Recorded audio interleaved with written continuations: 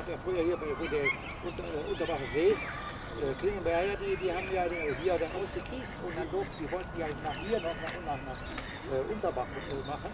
Ja. Da muss dann unter Wasser gesprengt werden. Und das ist verboten worden. Weil das Felsen ist.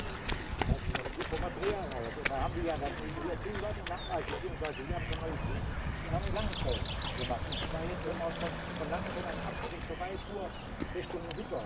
Auch dahin? Da hinten rechts zur Seite, da haben sie gekriegt. Nee, ich dachte hier in Hilden noch. Nee, Hilden nicht. Also hinter hier Schützenstraße, da die Über Salzmannweg und da wollen wir doch auch gewesen. Nee, da war damals, da hat der Bäcker Adam, der bin ich ganz sicher. Ich bin da oben hin, da sind die Grüße.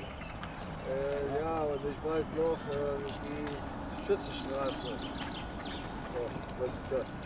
Da hat einer eine 500 BMW gehabt, als Dollerei, Fete gehabt.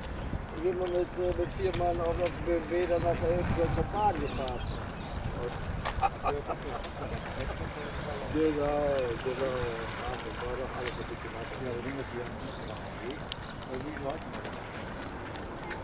Wenn sie einen Wasser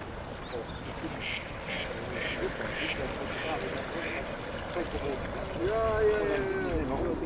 Ich bin auch noch, vor 2 Jahren bin ich auch noch Schlittschuh gefahren. Vor 2 Jahren, keine Ahnung. Sagen wir mal so, ich habe das ja lange genug gemacht. Ein bisschen fertig. Gerade in dem, vor allem in diesem Stellen.